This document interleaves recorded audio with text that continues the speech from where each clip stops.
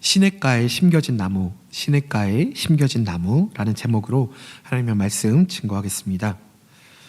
우리 사랑하는 성도 여러분, 세상 살기가 어떠십니까? 녹록지는 않죠. 호락호락하지만은 않습니다. 이 험난한 세상을 살아가면서 우리가 얼마나 참 많은 힘이 듭니까? 그런데 오늘 본문에서는요, 정반대의 말씀을 하고 있는 것 같은 기분이 듭니다. 사실 살아가면서 얼마나 많은 생각과 또 얼마나 많은 장치들 그리고 꾀가 필요합니까? 또 얼마나 철미한 계획들이 필요합니까? 여러 가지 방법들을 동원해서 우리가 살아남아야만 하는 세상입니다.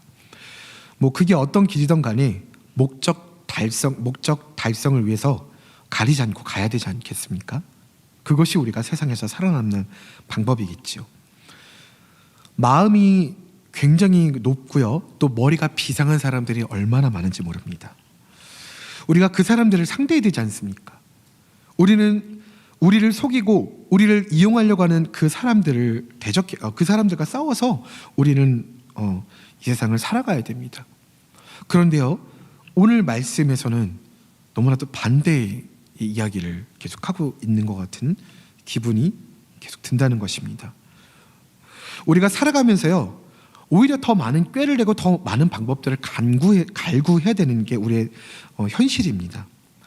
우리가 아무리 강한 마인드와 강한 이미지 트레이닝을 한다고 해도요, 우리는 그 머리 좋은 사람들을, 그 많이 가진 사람들을 이기기가 쉽지 않습니다. 그러면 이렇게 하지 않고 살 수 있는 방법이 있다는 것입니까? 지금 성경에서는 그렇지도 않고 살 수 있다고 말을 하고 있는 것입니까? 아니요. 이렇게 우리가 머리를 쓰지 않고 살면요, 저도 어렵습니다. 교육자니까 항상 경건하게 고귀하게만 살아갈 수는 없는 것이 이 세상입니다. 때로는요, 더 피터지게, 더 더럽게 정치적으로, 경제적으로 아는 법 다 동원해서 법적으로 다 이게 버무려서요, 제일 추악하고 제일 더러운 모습으로 살아갈 때도 많습니다. 그래서 회개합니다. 그래서 하나님께 다시 옵니다. 이렇게 사는 것이 방법이다, 저렇게 사는 것이 방법이다, 이렇게 사는 것이 세상을 잘 사는 것이다, 이런 1차적인 것을 따지자는 것이 아닙니다. 지금 이 시간 우리가 포인트를 잡고자 하는 것은요, 그것이 하나님의 방법대로 살아가는 것인지, 그것이 하나님의 섭리대로 살아가는 것인지, 그것이 하나님께서 주신 꿈대로 살아가는 것인지, 그것이 과연 시냇가에 심긴 나무의 길인 것인지, 그것을 점검해보자는 것입니다. 우리가 그렇게 죽어라 노력하고 있는 그 길이 그냥 내 스스로의 꿈으로 정하고 나가는 사람의 길인지, 아니면 하나님께서 주신 꿈을 받아서, 하나님께서 주신 비전을 받아서 나가는 길인지, 그것을 본질적으로 점검해보자는 것입니다. 다윗은 원래 목동이었습니다. 그냥 목동이었어요. 그것도요, 7 형제 중에서요, 막내였습니다. 근데 더 큰일 났던 것은요, 그 형제들에게도 그리고 아버지에게도 크게 사랑을 받거나 크게 기대감을 받았던 아들도 아니었습니다. 그런데 하나님께서 다윗에게 꿈을 주셨습니다. 그것은 바로 이스라엘의 왕이 되는 꿈을 주셨습니다. 다윗은 어떻게 되었습니까? 결국 왕이 되었죠. 그리고 그 왕이 이 시편을 썼습니다. 왕이 시편을 썼는데요, 다윗이 직접 썼는지 아니면은 어떤 대피라는 사람들을 시켜서 썼는지 그것은 알 수가 없어요. 어찌됐든 중요한 것은 성령님의 감동으로 말미암아 다윗이 썼다는 것입니다. 근데요, 시를 썼는데 그게 성경으로 기록되어졌다는 거예요. 그게 참 대단한 겁니다. 그 기록을 오늘 살펴보도록 하겠습니다. 복 있는 사람은 악인들의 꾀를 따르지 아니하며 죄인들의 길에 서지 아니하며 오만한 자들의 자리에 앉지 아니하고. 복 있는 사람은 무엇을 뜻합니까? 여기서 좀 이렇게 우리가 인상되어지는 것이 있지 않습니까? 복 있는 사람은요, 여호와가, 하나님께서 우리의 목자가 되시는 사람입니다. 그것이 바로 복 있는 사람입니다. 결국에는 여호와를 따라가는 사람, 바로 아슈레인을 말하는 것입니다. 복 있는 사람. 그 다음 여호와는 나의 목자신이라는 어떤 이미지를 계속해서 성경에서 던지고 있습니다. 우리가 그 목자의 음성을 듣고 따라가야지 그것과 반대되는 길로 따라가서는 안 된다는 것입니다. 여호와는 나의 목자시니, 복 있는 사람은 여호와는 나의 목자신이라는 고백을 끊임없이 하면서 바로 하나님을, 여호와의 음성을 따라가는 자입니다. 그 사람은요, 다른 것을 쫓아가지 않습니다. 악인의 길을 쫓아가지 않습니다. 악인의 길을 선택할 수 있음에도 불구하고 선택하지 않는다는 것입니다. 꾀의 길을 선택할 수 있지만 선택하지 않는다는 것입니다. 그것이 바로 복 있는 사람의 길이라는 것입니다. 또한 죄인들의 길에 서지 않습니다. 죄인들의 길로 걷지 않는다는 것입니다. 걸을 수 있음에도 불구하고 걷지 않는다는 것입니다. 오만한 자들의 자리에 앉지 아니하고, 교만한 자, 거만한 자, 뭐 나는 별로 오만하지 않은 것 같은데, 이 말씀은 좀 쉬운 것 같은데, 아니요, 원어를 조금 더 정확하게 살펴보면요, 조롱하는 자, 비웃는 자의 자리에 앉지 않는다는 것입니다. 우리 살아가면서 다른 사람 굉장히 많이 조롱하고 굉장히 많이 비웃지 않습니까? 저만 그런가요? 굉장히 많이 조롱하고 비웃는데요, 그 자리에 앉지 않는다는 것입니다. 이것이 바로 복 있는 사람이라는 것입니다. 이렇게 그릇에다가요, 비커에다가요, 개구리를 넣습니다. 개구리를 넣는데 이렇게 뜨거운 물에다가 넣으면은요, 개구리가 팍 하고 튑니다. 당연히 튀겠죠, 뜨거우니까. 근데요, 개구리를 넣어놓고요, 이제 불을 서서히 가열하면은 개구리가 처음에는 시원하다, 시원한데, 괜찮은데 합니다. 근데 시간이 좀 더 지나요. 그럼 좀 따뜻한데, 이거 괜찮은데 하고 이제 탁 이렇게 자리를 잡습니다. 좋아 하다가 이거 뭐 사우나가 따로 없는데 아주 좋아. 그러다가 익어서 죽는 것입니다. 이 악인의 길도 똑같습니다. 처음에는요, 그냥 걷습니다. 그 자리를 걸어요. 악인들의 꾀의 자리를 걷습니다. 처음엔 긴가 아닌가 뭐라, 알아도 그냥 걸어요. 그냥 걷는 건데 내가 여기 자리 잡을 것도 아닌데. 근데 그 다음에는요, 자리를 잡습니다. 위치를 딱 잡아요. 그리고 죄인들의 길에 딱 섭니다. 그 다음에는요, 아예 오만한 자들의 자리에 앉습니다. 이것이 안 된다는 거예요. 이렇게 하면 안 된다는 것입니다. 왜냐면요, 처음에는 내가 그냥 깃털 악인인 줄 알았어요, 내가. 근데 5년 10년 지나고 보니까 내가 깃털이 아니라 몸통인 거예요. 내가 악인의 몸통인 것입니다. 그러면 안 되겠죠. 소개팅에 나갔는데 막 상대방이 막 수덕수덕거려. 폭탄이 나왔어. 폭탄이. 뭐 그런 경험 없으시겠죠? 네. 폭탄이 나왔어. 막 그러는데 나중에 뒷얘기를 들고 보니까 그 폭탄이 나인 거예요. 나는 그럴 거라고 생각한 적이 없는데. 복 있는 사람, 나는 이게 복 있는 길인 줄 알고 걸어왔는데 복 있는 사람의 길이 아니라고 성경은 이야기하고 있는 것입니다. 그게 지혜로운 자의 길이 아니라는 것이에요. 그럼 어떤 사람인가? 복 있는 사람은 어떠한 사람인가? 2절입니다. 오직 여호와의 율법을 즐거워하여 그의 율법을 주야로 묵상하는 자로다.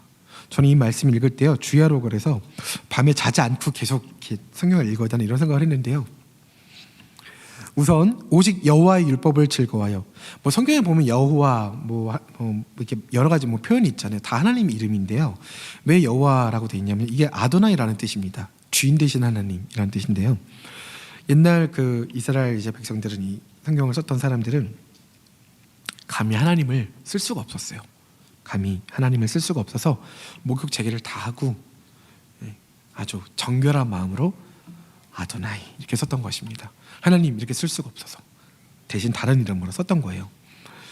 자, 여호와의 율법을 묵상하여, 묵상한다는 것은요, 이렇게 그냥 그냥 이렇게 성경을 보면서 그냥 생각하고 조용하게 침묵하면서 보고, 이게 아니에요. 그게 아닙니다. 계속 읊조린다는 뜻입니다. 여호와의 말씀을 주야로 즐거워 읊조린다는 거예요. 계속, 그러니까 좀 더 나가면 암송을 한다는 것입니다. 우리 초등부에서 암송 많이 하시죠? 암송을 한다는 것입니다. 암송을 하면요, 그 말씀이 내면화가 되죠. 내 것이 됩니다. 근데요, 이 묵상이라는 것을요, 그럼 언제까지 해야 되죠? 한 100구절만 외우면 되나요? 500구절만 외우면 되나요? 아니요. 미완료예요. 끝나지 않는 거예요, 이건요. 계속해서 읊조리고 되뇌이고 언제요? 밤낮으로 여호와의 율법을, 여호와의 말씀을 그렇게 묵상하는 사람이 복 있는 사람이라는 것입니다. 저기 그 시냇가에 심겨진 사람이라는 것입니다. 자, 그럼 어떻게 된다고 3절에 더 정확하게 명확하게 나와져 있습니다. 그는 시냇가에 심은 나무가 철을 따라 열매를 맺으며 그 잎사귀가 마르지 아니함 같으니 그가 하는 모든 일이 형통하리로다. 우리가 시냇가에 심겨진 나무처럼 될 수 있고요, 그 나무가 열매를 준다는 점이 굉장히 중요합니다. 여러분, 나무가 심겨져 있는 나무가요, 힘들다고 도망가는 거 보셨습니까? 도망가지 않죠. 혹시 한 번이라도 보신 분이 계십니까? 나무가 이렇게 서 있다가 너무 힘들어서 막 안 되겠어, 자리를 옮길래 옮기는 나무 보신 적 있으세요?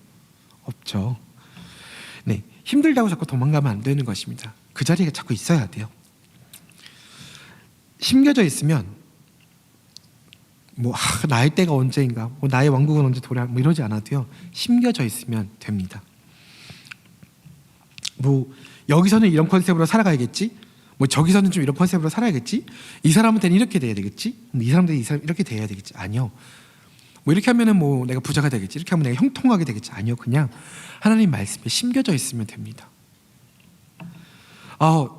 우리 부서에 좀 열매가 없는 것 같아요. 안 되겠어요. 프로그램을 확 돌려야지. 안 되겠어요. 확 돌려야지. 그런다고 되는 거 아니에요. 하나님 말씀에 심겨져 있어야 됩니다. 하나님 말씀에 심겨져 있어야 모든 것이 복된 것입니다. 말씀을 묵상하지 않는 사람, 말씀에 심겨져 있지 않는 사람들에 대한 경고가 4절부터 나와 있습니다. 악인들은 그렇지 아니하며 오직 바람에 나는 겨와 같도다. 이게요, 케이츠라는 단어인데요, 무슨 말이냐면요, 한 호흡으로 끝난다는 뜻이에요. 우리나라 말로 하면 뭘까요? 그냥 우리나라 말로 쉽게 표현하면 그러다 한 방에 훅 간다, 이런 거예요. 바람이 불면은 사라지는 벼와 같다는 것입니다. 열매를 맺는 데까지는 굉장히 오래 걸릴 수 있어요. 인내해야 되고 막 이렇게 오래 걸릴 수 있습니다. 근데요, 그렇게 어렵게 맺은 열매가 있는데 한 방에 훅 갈 수 있다는 것입니다. 말씀에 심겨져 있지 않으면요, 열매를 맺다가도 훅 갈 수 있다는 거예요. 절대 방심하면 안 됩니다. 나무든 벼든 누구에게나 바람이 불지 않는 법은 없습니다. 바람은 다 붑니다. 그런데 그 바람이 불 때 내가 말씀에 심겨져 있는가, 심겨져 있지 않는가, 그리하여 내가 흔들리는가 흔들리지 않는가, 그 차이가 있을 뿐입니다. 5절 말씀입니다. 그러므로 악인들은 심판을 견디지 못하며 죄인들이 의인들의 모임에 들지 못하리로다. 심판 중에 일어나지 못하는 것이죠, 악인들이요. 근데 이렇게 구절을 보면요, 지금 계속 악인들은 계속 이렇게 나오잖아요. 왜? 의인이 이렇게 하면 복을 받고, 의인이 이렇게 하면 형통해지고, 의인이 이렇게 하면 천국에 들어갈 수 있고, 왜 이런 말씀이 아니라 계속 악인 이렇게 나올까요? 그것은 바로요, 포인트가 의인이 아니기 때문에 그렇습니다. 형통해지는 게 포인트가 아니에요. 빨리빨리 복 받고 집에 가야 되는데, 이게 포인트가 아니기 때문에 그렇습니다. 바로 말씀에 심겨져 있는 것, 그것이 포인트이기 때문에 계속 악인들에 대한 경고가 나가고 있는 것입니다. 하지만 빠밤 6절에 드디어 의인이 나옵니다. 거기 의인에다가 빨간 줄 이렇게 쳐주시면 돼요. 의인. 무릇 악인들의 길은 여호와께서 죄송합니다. 큰일 날 뻔했습니다. 무릇 의인들의 길은 여호와께서 인정하시나 악인들의 길은 망하리로다. 큰일 날 뻔했네요. 죄송합니다. 빠밤, 의인이 나왔습니다. 등장했어요. 우리가 의인인 것을 하나님께서는 결국 이렇게 밝혀주세요. 내가 계속 이렇게 노력해도 잘 안 되는 것 같아. 내가 아무리 기도하고 내가 아무리 하나님 말씀 붙들고 사는 것 같아도 잘 안 되는 것 같아요. 나는 계속 악인인가? 아니요. 6절에 나오잖아요. 의인인 거 인정해 주시잖아요. 너무너무 힘들죠. 인생 살기 너무 힘듭니다. 하나님 말씀대로 산다는 것도 사실 말이 쉽지 너무 힘들어요. 정말 힘듭니다. 왜냐면 그렇게 살면 나만 뒤처지는 것 같고, 나만 이렇게 막 세상에서 자꾸 낙오되는 것 같고, 그러다가 보면은 이런 노래 있잖아요. 나의 길을 가고 있다고 이런 노래 있거든요. 근데 그것도 좀 아닌 것 같고, 나의 길을 가는 것도 아닌 것 같고. 오늘 사랑하는 성도 여러분, 걱정하지 마십시오. 하나님께서는요, 우리가 의인의 길로 가고 있다는 것을 정녕 확실히 알고 계십니다. 알고 계세요. 내가 심겨져 있는 게 의로운 길이라는 것 하나님께서는 알고 계세요. 우리가 열심히 하나님 말씀대로 살려고 하는 것 하나님 알고 계신다니까요. 근데요, 아직 하나님의 때가 아닌 것입니다. 아직 하나님의 때가 아니에요. 그래서 내가 의인인지 악인인지 알 길이 없는 거예요. 그래서 우리는 계속 노력하고 있습니다. 그런데 중요한 것은요,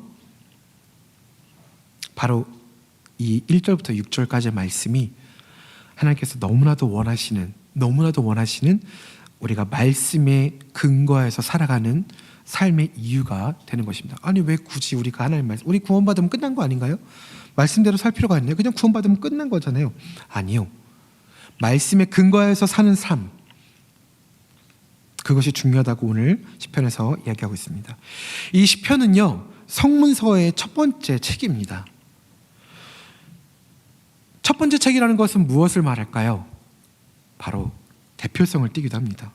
그러니까 성문서 전체의 말씀을 대표하기도 한다는 것입니다. 그 첫 번째 말씀이요, 바로 시냇가에 심겨진 나무입니다. 말씀에 심겨진 사람을 이야기하고 있다는 것입니다. 이 시편이 요구하고 있는 것은요, 왜 시편 맨 앞절에 이런 말씀이 나올까요? 바로 이 뒤에 나오는 모든 시편의 말씀들을 묵상할 때 시냇가에 뿌리를 내린 나무처럼 되십시오라고 이야기하고 있는 것입니다. 시편 전체를 읽기 전에 이 구절이 너무나도 중요한 거예요. 그러면은 내가 뭐 이렇게 살면은 하나님께서 나를 의인의 길로 인도하시고, 그렇게 내가 뭐 살지 않으면은 내가 뭐 심겨진 사람이 아니고 그런가? 내가 어떻게 하느냐에 따라 다른가? 아니요, 꼭 그렇지는 않습니다. 내가 노력을 해야겠네. 기도고 나발이고 그냥 내가 노력을 하면 되겠네. 아니요, 그게 아니에요. 다윗의 언약에는요, 무조건성이라는 게 있어요. 원래 하나님의 사랑에는 무조건성이라는 것이 있습니다. 우리에게 자유지를 주셨죠. 자유지를 주셨습니다. 그러나 하나님의 강권적인 사랑이 있습니다. 하나님의 무조건적인 사랑은 바로 이것입니다. 내가 너 절대 버리지 않아. 그것이 하나님의 은혜입니다. 만약에 우리가 하는 만큼 하나님께서 갚아주시겠다 그러시면요, 하나님께서 갚아주실 게 별로 없을 거예요. 왜냐하면 하나님께서 우리에게 주신 사랑이 원체 먼저 크기 때문에 뭐 이거는 어떻게 우리가 하나님께서 갚아주실 게 없죠. 너무나도 감사한 것은 하나님께서 우리를 안 버리시겠다고, 우리가 행한 대로 갚아주시겠다는 게 아니에요. 하나님께서 그냥 다 해주시겠다는 무조건성이 있는 것입니다. 그렇기 때문에 너무나도 감사한 것입니다. 그렇기 때문에 우리는 말씀에 심겨진 자의 삶을 살고 싶은 거예요.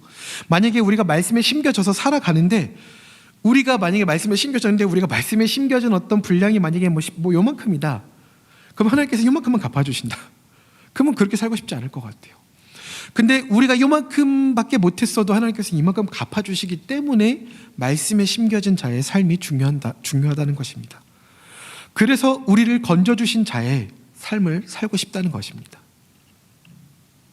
우리 사랑하는 성도 여러분들, 우리 말씀에 심겨진 사람이 됩시다.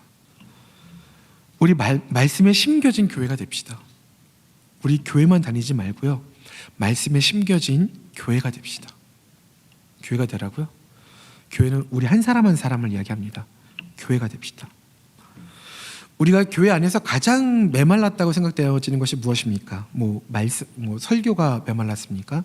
선교가 메말랐습니까? 아니면은 무엇이 메말랐습니까? 모든 교회들이 다 비슷한 것 같아요. 모든 세상들이 비슷한 것 같습니다. 사랑이 메마른 것 같습니다. 사랑이 항상 사랑이 메마른 것 같아요. 믿음이 굉장히 믿음이 강하다, 약하다 이렇게 표현할 수는 없지만, 어쨌든 믿음, 그리고 어떤 선교 현장에서의 어떤 그 헌신, 어떤 그 성실성들 이런 것들은요, 너무나도 강한 분들, 정말 대단한 분들 정말 많습니다. 근데 그럼에도 불구하고 사랑이 없는 분들을 참 많이 봐요. 사랑이 없는 분들. 교회 안에서요, 다 사랑받고 싶습니다. 다 인정받고 싶어요. 근데 사람에게 상처를 받으면요, 우리는 노력이라는 걸 하게 되죠. 노력을 합니다. 계속 노력합니다. 죽도록 노력합니다. 내가 가진 걸 다 걸어서, 내가 할 수 있는 걸 모든 걸 다 걸어서 노력을 합니다. 그런데도 안 되잖아요. 그런데도 실패하잖아요. 그러면 내 마음, 내 신앙 그냥 하나님만 아시면 되지 라고 생각하고 모든 인간관계를 끊어버립니다. 그리고 그때부터 내가 다른 사람을 적대시해요. 그러면 안 돼요. 내가 힘든 건 힘든 거지만 내 광야에서 힘들다고 자꾸 그렇게 관계를 끊어버리면 안 됩니다. 힘들더라도 하나님을 바라보며 관계 회복을 위해서 기도해야 됩니다. 준비해야 됩니다. 믿음, 소망, 사랑 중에 제일은 사랑이라고 말씀하셨던 그것을, 말씀을 기억하십니까? 혹시 아브라함을 사랑하셨던 하나님을 이해하실 수 있습니까? 노아를 사랑하셨던, 요나를 사랑하셨던, 죄 많은 다윗을 사랑하셨던 하나님을 이해하실 수 있습니까? 저는 사실 처음에 이해할 수가 없었어요. 너무 어려웠어요. 왜냐면 이들은 다 죄가 너무 많거든요. 그 죄가 또 커요. 하나님 말씀 거역죄, 술 취한 죄, 참 다윗은 참 죄도 많아요. 정말 많아요. 지금으로 따지면 전과 한 17번? 정말 많아요. 근데 하나님께서는 이들을 사랑하고 사용하셨다는 점입니다. 내가 자꾸 상처를 받을 때요, 나를 미워해? 나를 무시해? 저것들을 다 죽이고 나의 세력으로 나의 왕국을 세워서 이러면 안 돼요. 아닙니다. 말씀에 심겨진 사람의 삶은 그것이 아니에요. 하나님께서 선택하셨던 열쇠는 그게 아니에요. 하나님께서 선택하셨던 열쇠는요, 사랑입니다. 사랑. 예수님께서 우리를 너무나도 사랑하셔서 우리가 아직 죄인 되었을 때 우리를 대신해서 돌아가셨죠. 십자가에서. 예수님께서 우리를 사랑하셔서 우리가 하나님께 돌아갈 수 있는 문을 열어주셨습니다. 사랑으로. 그런데 우리는 우리를 힘겹게 만든다는 이유만으로, 우리를 힘들게 한다는 이유만으로 사람들을 미워하고 그 사람들이 나에게 오는 문을 전부 다 꽁꽁 닫아버려요. 그런 경우 있어요. 관계가 틀어졌어요. 근데 다가가려고 그러는데 아예 문을 닫아버리고 열어주지 않는 거죠. 왜? 상처가 너무 많아서. 이해합니다. 하지만 그것은 하나님의 방법이 아니에요. 교회는 혼자 가는 것이 아닙니다. 교회는요, 하나님의 언약의 공동체예요. 공동체 가운데 우리는 마음문을 열고 연합해 나가야 됩니다. 우리 그 교회 지금 선교 중이지 않습니까? 근데 그 선교 사진들 가운데 그 이제 벽에 붙이는 사진인데 손에 손잡고 사진이 이게 연결되어져 있는 거예요. 너무 아름답더라고요. 그것이 교회 모습입니다. 그게 오픈마인드. 예. 오픈마인드라고 해서 막 형제님들 자매님들 막 형제님 가셔서 자매님들한테 막 오픈마인드 막 이러시면 안 돼요. 그런 게 아니고요. 정말 사랑하는 연합의 모습은 그런 것이라는 것입니다. 그것이 바로 하나님의 형상을 따라서 지음받은 자의 태도인 것입니다. 우리는 교회 안에서나 밖에서나 소문에서 자유롭기가 참 어려워요. 근데 여러분, 역사는 어떻습니까? 역사는요, 승자들에 의해서 기록이 됩니다. 소문이라는 것도 거의 비슷해요. 힘없는 사람들이 아무리 내 편을 만들려고 막 소문을 내도요, 그 소문 잘 안 퍼집니다. 근데요, 힘이 센 사람들이 소문을 한번 내잖아요. 그냥 이렇게 한마디 하자면요, 그 소문이 확 교회를 뒤집습니다. 세상을 뒤집어요. 우리가 힘이 없을 때 승기를 잡고 있다고 자부하는 사람들이 퍼뜨리는 소문에 마음을 움켜잡고 막 너무 슬퍼하지 마세요. 그렇다고요, 나도 내 편을 만들 거야. 그래서 내 편을 만들고 막 전부 다 막 차단시키고 막 수구림 막 일부러 막 하고 거기에 또 동참하고 막 그러지 마십시오. 그 소문 때문에, 또한 그 소문 때문에 막 정체성이 흔들려 하시는 분들이 많아요. 그러지 마십시오. 내 정체성이 흔들릴 때 그냥 엎드려서 기도하십시오. 그러면 새로운 정체성과 사명이 새로운 코드로 연결될 것입니다. 새로운 경로로 다시 접속될 거예요. 너무 걱정하지 마세요. 누가 내 정체성에 자꾸 참견하는 것을 두려워하지 마세요. 이거 두려워했던 사람이 접니다. 저 사람은 저래, 이 사람은 저 그 말에 굉장히 막 팔랑이 꼈어요. 너무 마음 아프고. 근데 거기에 두려워하지 마십시오. 우리는 어차피 죄인이에요. 우리가 할 수 있는 게 없어요. 그리고 너무나도 중요한 것은요, 자꾸 사람들이 이걸 잊어버려요. 자꾸 보이지 않는 자존심 때문에 보이는 인격을 버려버립니다. 보이지 않는 자존심 때문에 내가 교회 안에서 보이는 인격을 버려버려요. 포기해버려요. 그리고 자꾸 막 화를 냅니다. 성경에 분명히 나와 있죠. 성을 빼앗는 자보다 마음을 지키는 자가 더 위대하다고, 더 대단한 것입니다. 우리가 우리의 마음을 지켜야 합니다. 왜? 우리는 시냇가에 심겨진 나무이기 때문에. 아무리 내 정체성을 공격하고 내 자존심을 공격하고 심지어 내 가족을 공격하고 내 부모를 공격한다고 할지라도 우린 견뎌내고 참아내야 돼요. 왜? 그 다음 우리가 하나님의 사랑을 알려줄 수 있는 그 시점, 그 때를 위해서 참고 기다려야 됩니다. 현 시대에 사용할 수 있는 모든 방법들, 우리 교회 안에서 사용할 수 있는 모든 방법들을 동원해서 억압과 억눌림을 사단이 시작합니다. 그때 자꾸 거기에 휘둘리지 말고요, 하나님께서 내게 주신 메시지, 하나님께서 내게 주시는 메시지가 무엇인가, 거기에 귀를 기울여야 합니다.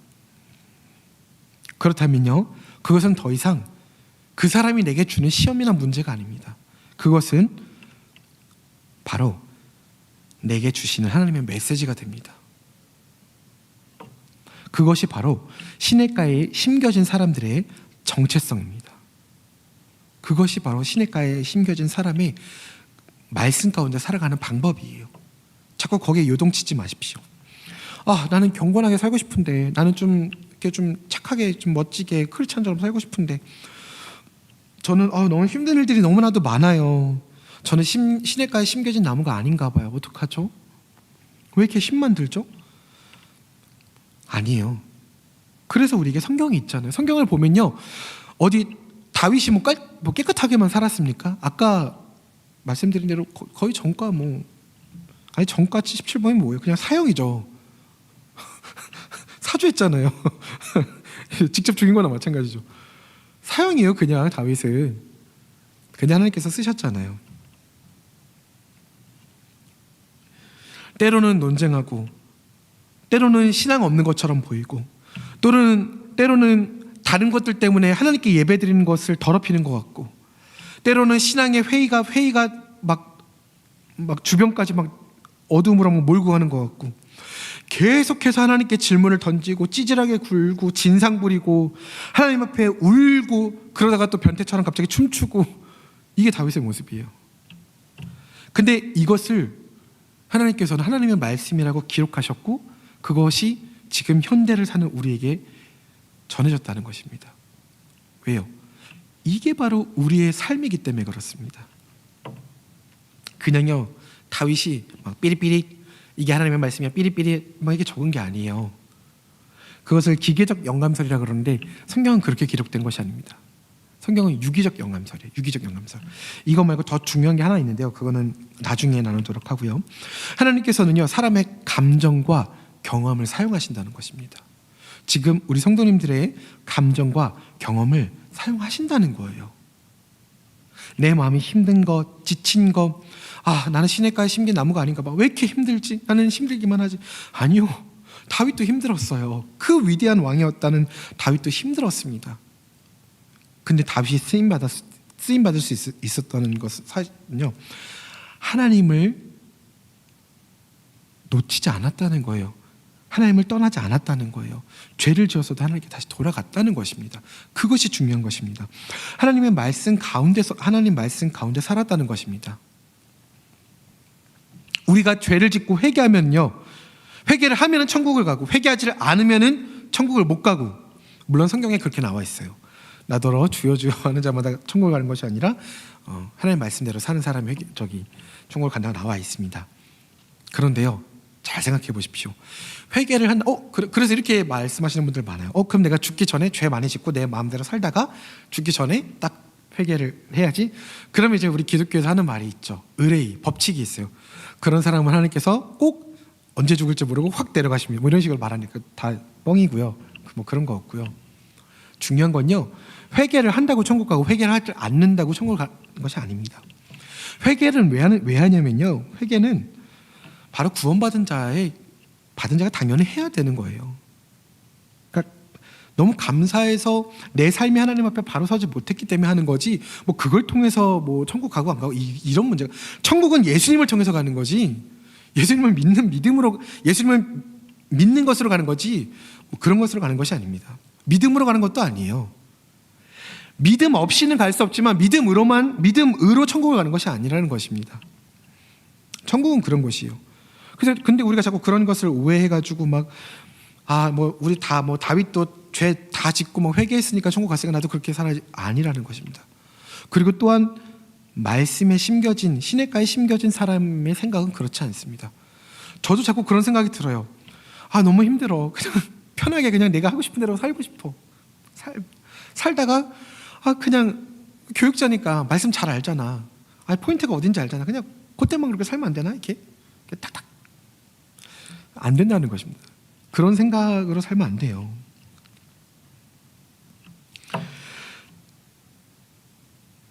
너무나도 감사한 것은요, 이런 지저분한 내용들이 성경에 들어있어요.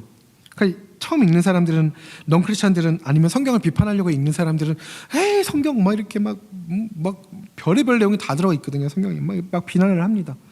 근데요, 그것이 감사한 것이란 것입니다. 왜냐면요, 우리처럼 죄 많은 인간들이 성경을 통해서 이렇게 죄 많은 애들도 하나님께 쓰임받았구나, 이들도 그럼에도 불구하고 하나님의 말씀에서 벗어나 하나님의 그 말씀에 시냇가에 심겨진 나무가 되었기에 하나님께서 사용하셨구나를 볼 수 있는 것입니다. 우리가 하나님 앞에 가서 이야기할 수 있는 여지를 하나님께서 열어놓으신 것입니다. 의인들만 오고 이런 사람들만 오라 그러면 우리는 하나님 앞에 다가갈 수가 없겠죠. 그래, 내가 다 안다. 너 연약한 거, 너 죄 많은 거, 너 매번 쓰러지는 거 내가 잘 안다. 그래, 나에게로 와라. 내가 너와 교제하겠다. 이게 하나님이에요. 이것이 하나님이십니다. 너무나도 정직한 기도, 하나님 앞에서 다 된 것처럼, 굉장히 경건한 것처럼, 완벽한 것처럼, 바리새인처럼 그렇게 만약에 시편에 기록되어 있으면은 우리는 하나님께 나갈 길이 없어요. 우리가 때로는 악인의 길로 갈 수 있습니다. 악인의 길에 설 수 있어요. 앉을 수 있어요. 그 자리에 완전 철푸덕 앉을 수도 있어요. 하지만 절대로 하나님께서 우리를 다시 일으켜 주신다는 사실을 잊지 마십시오. 내가 아무리 죄의 구덩텅이로 가려고 하더라도 하나님께서 이끌어 주십니다. 물론 자유의지가 있어요. 무조건적으로 그냥 이끌어 주시는구나. 아니요, 그러진 않으세요. 자유의지가 있습니다. 하나님께서 우리들의 삶 가운데 언약 백성의 삶으로 풀어 놓아 주신 것이 너무나도 감사합니다. 하나님의 약속이 있습니다. 하나님의 변하지 않는 약속이 있습니다. 그럼에도 불구하고 우리는 계속해서 마음속에 죄를 짓죠. 결국 어디까지 가냐면요, 우리는 교회 안에서 우리가 싫어하는 사람들, 미워하는 사람들을 숙청하고 싶은, 죽여버리고 싶은 마음까지 갑니다. 우리 마음에서 끝없이 살인을 합니다. 미워하기만 해도 살인이라고 말씀하셨는데 우리는 정말 살인을 하고 싶어 해요. 조선생님 어떻게 그렇게 무서운 말씀을 하십니까? 우리는요, 우리가 어떤 자리에 올라서면요, 우리가 어떤 위치로 가기만 하면요, 자꾸 반대 세력을 숙청해요. 그건 정치든 세상이든 다 똑같아요. 교회도 똑같아요. 다르지가 않아요. 자꾸 반대 세력을 숙청하려는 이기적인 살인 성취를 갖고 있습니다. 그러면 안 돼요. 그 사람이 아무리 잘못을 하였어도 말씀으로 계속 기도해주고 사랑해주고 변화될수록 하나님께서 일하시도록 기도를 해야지, 자꾸 우리가 어떻게 숙청하려고 그래요. 도대체 우리 조선 옛날 왕조와 다른 게 무엇이 있습니까? 피로 물들인 교회가 자꾸 되면 안 돼요. 우리가 자꾸 마음으로 영적으로 살인합니다. 그러면 안 된다는 것입니다. 끌어안아야 돼요. 맛있다의 반대말이 무엇입니까? 맛이 없답니다. 좋다의 반대말이 무엇입니까? 싫다죠. 날씬하다의 반대말이 무엇입니까? 이용석 전도사입니다. 사랑의 반대말이 무엇입니까? 옛날에 유명했던 말인데요. 안사랑? 미움? 아니요. 무관심입니다. 무관심. 교회 안에서의 모든 무관심들을요, 사랑의 주소로 옮겨야 합니다. 우리 함께 죽이자의 삶이 아니라 우리 함께 손을 잡고 하나님께서 원하시는 교회가 됩시다. 우리 함께 하나님의 말씀 가운데 심겨진 나무, 하나님의 말씀 가운데 심겨진 교회가 됩시다. 아멘. 아멘. 자, 이 시간 시냇가에 심겨진 나무 찬양 드리고 기도하고 마치겠습니다.